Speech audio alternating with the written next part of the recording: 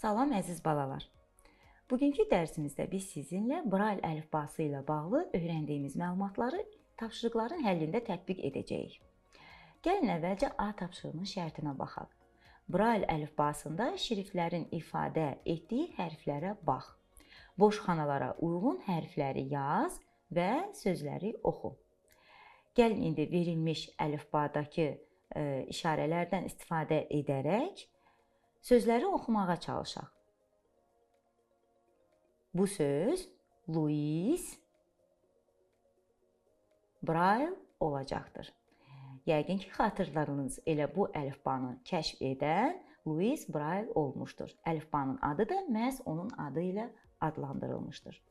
Növbəti tapşırığımıza baxaq. A hərfinin müxtəlif qrafik təsvirlərinə bax. Bu hərfin yeni şriftini yarat. Şrift sözü ilə biz ötən dərsimizdə tanış olmuşduq. Şrift hərfin qrafik təsviridir. Bax, A hərfinin yeni təsvirini yaratmağı isə sizə həvalə edirəm. Növbəti tapşırığımıza baxaq. Verilmiş sözləri nöqtələrin yerinə yazaraq cümlələri tamamla. Əvvəlcə gəlin sözlərlə tanış olaq. Qabiliyyət, bədbəxt, məhrum olmaq və qabarıq. Yəqin ki, xatırladınız, bu sözlərin mənası ilə ötən dərsimizdə söz boğçası rubrikasında tanış olmuşduq. İndi onları nöqtələrin yerinə yerləşdirib cümlələri tamamlamağı əminəm ki, asanlıqla yerinə yetirə biləcəksiniz. Onun əlləri illərin ağır zəhmətindən xəbər verirdi. Necə əlləri?